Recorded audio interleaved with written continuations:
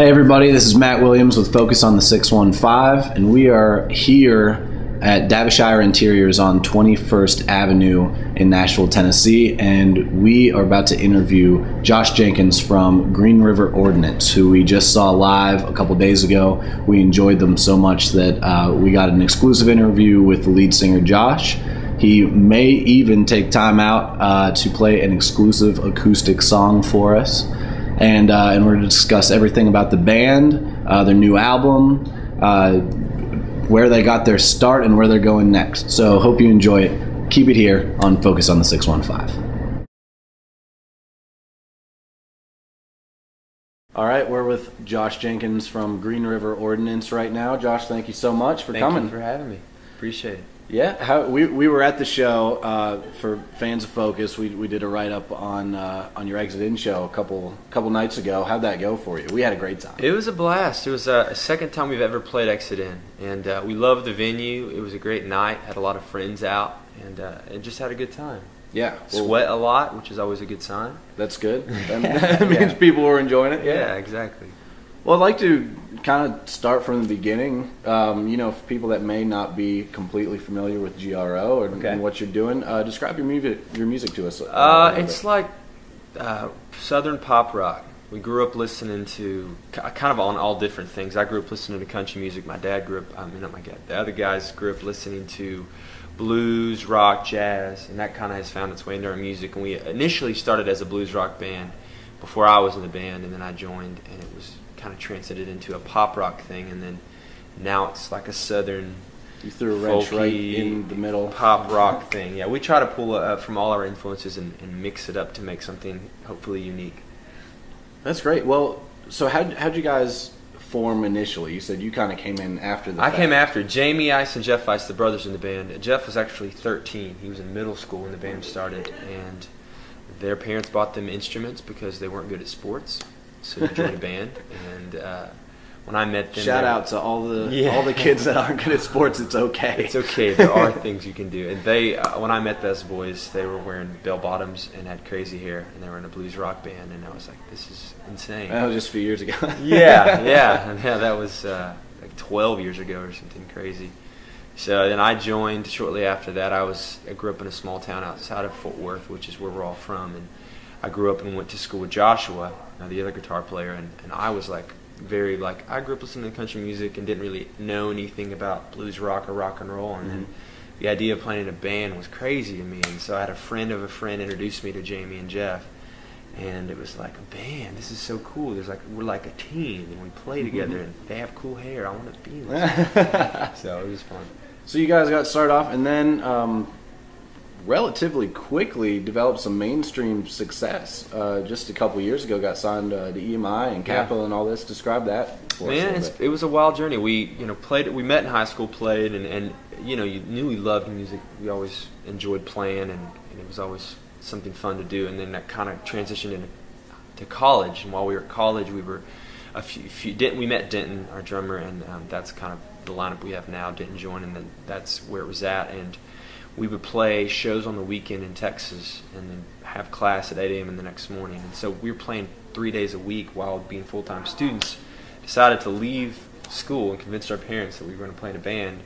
Toured for a year and a half. Age-old tale. Yeah. Toured for a year and a half independently. Then we were signed to Capitol and then released the record. Yeah. And toured a year and a half on that record, and pushed a couple songs to radio, and had some radio success. Had some radio success. Toured with some huge names at the time. Some of our heroes, some of the bands we grew up listening to. So it was really exciting, quite extensive journey. Yeah. So what did you learn out on the road with those guys, and through that period of mainstream success? You're on the radio, you're on a national tour, your songs are all over TV shows.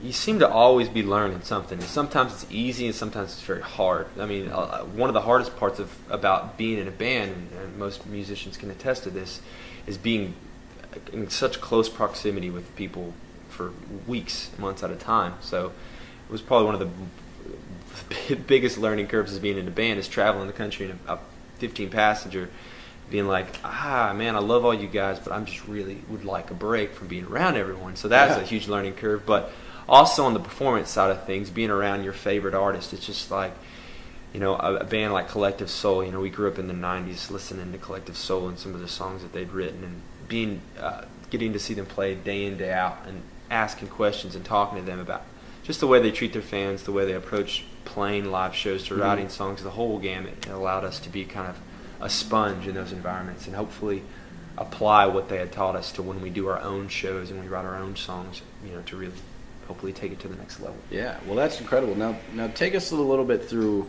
what happened next. Now, you sort of transitioned, left Capitol, and did a Kickstarter. We did.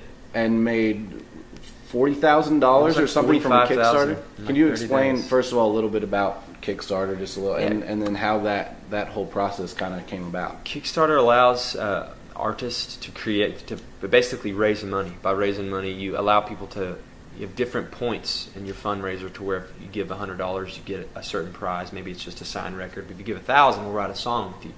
So we were able to create like 10 or 11 different points, kind of prizes for different levels of money. And so it all is to help us fund a record. Our whole point of doing it was to say, hey, help us fund this next record. And we had another friend that had done Kickstarter, a guy named Blue, who was out of LA, and we had seen kind of how he had done it, and this was kind of this new thing that hadn't been done much, and we kind of decided it was the right decision. After we left Capitol, we weren't really sure where we were supposed to go, and after thinking about it and talking it through, it felt like Kickstarter was the right thing. And we were surprised, like $45,000 in 30 days. It was kind of like, we have people that want to hear music. That's pretty legitimate, I'd say. Really encouraging, and we were extremely, extremely blessed that people would give their hard-earned money to help us make a record. Yeah. So describe the differences in the music then that kind of came out of a Kickstarter campaign as opposed to being backed by a label and all that. You know, it seems like there was a major transition. Was there a change in attitude, artistic type of creativity, anything like that? I think when you create, it's just like the more that you can get out of your own way is probably the better. I think with the new record after Kickstarter, we kind of just, I think maturity-wise, wanted to take a little more risk, just be a little bolder with what we said, and exploring kind of sounds and not just being limited by our past and what we were influenced by. I think so much early on, you inevitably sound like who you were influenced by, and that's not a bad thing. It's just a maturing thing. And so I think on that record, the new record, Under Fire, we felt like, for better or for worse, whatever happens, we want to say what we want to say. We want to be as bold as we can be and explore every different avenue as far as instruments and different structures of songs, and a lot of that stuff we didn't have the freedom to do on our last record. So it was a breath of fresh air, and we had the time to do it on this record, which was really exciting for us. Now, did you basically, for this new record, you could kind of do whatever you wanted? We could do everything, but we also it was kind of on our shoulders. I mean, we had nobody. Well, yeah, there's pressure that comes along with that too. Yeah, it's like we have to make decisions because we are the ones that are responsible for everything. There's no label to fall back on if something doesn't go right. Yeah, and this new record, Under Fire, go pick it up, has led to a national tour that you're on right now. How's that going? It's been great. We love playing shows. I mean, a great challenge is writing a song in the studio and then being like, how are we going to play this live? How are we going to pull this off? There's just challenging parts that you have to really work to get to. So it's always fun putting together a show and adding lights and production alongside different things different than the record, harmonies, like intros to songs. So touring is just a great time to get on. Do you have a live record? We don't. Out? Thinking about that sometime soon? Maybe. Because like you were saying, the live version is typically different from the studio version. I mean, obviously it is, but you guys take it a little bit further and do some pretty cool stuff. And as someone who's just seen a live show, it's awesome. Well, it's incredible. I really appreciate it. So I encourage you to do a live album. I would love to do one. That's a great idea. Good. You heard it here first. So. Not ours. Now I want to talk a little bit. You guys do some charity work. We do. Tell us a little bit about that. What's that called? We have a site called hopegrows.com. Grows, G-R-O-S. There you go.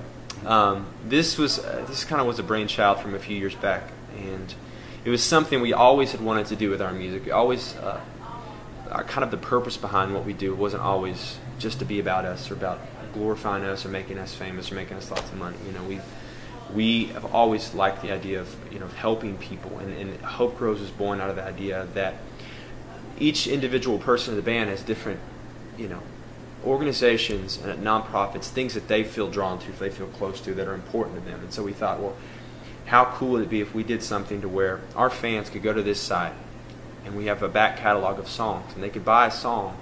That money didn't go to us, they would go to one of our 5 charities.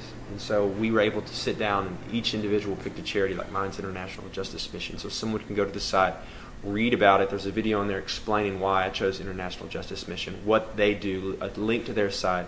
If they buy a song, the money goes directly to them. So we really just felt like it's something that we wanted to do, and we always challenge or try to challenge ourselves to have a purpose in our music beyond just, hey, let's write a catchy song or let's play for a lot of people. You know, so it's been really fun to see people connect with that. Yeah, well, that's wonderful. That's a beautiful thing. Well, thank you, man. So what's next? What's next for GRO? After you've got this tour and you've got the album, which has been out since February. Yeah. Is it February? February. Mm-hmm. So we'll probably what's next? Record an EP. I think we're probably going to go in and record like when we left the label, we recorded a little thing called Morning Passengers EP, which is like a 4 or 5 song, little just acoustic thing we did like in a week, and we'll probably do something like that, and then in the new year work a few songs to different formats, continue that, and really just try to get Under Fire out to as many people as possible. That's wonderful. Hustle. That we're trying to do. Well, go pick it up right now. We don't have an album review of it up yet, but we'll try to get that out to you. And I believe coming up next is going to be an exclusive acoustic performance from Josh from GRO. So, my man, thank you so much. Thank you very much. I appreciate it. Go check him out on tour. Go pick up the album. And check him out online. Where can we find you? GreenRiverOrdinance.com. Twitter is @GRO. We have a Facebook, Green River Ordinance. Zanga. Zanga? Zanga. Friendster? Friendster. What's the other one? eHarmony. We have a band eHarmony page. That's all there. You never know. All right, brother. Thank you so much.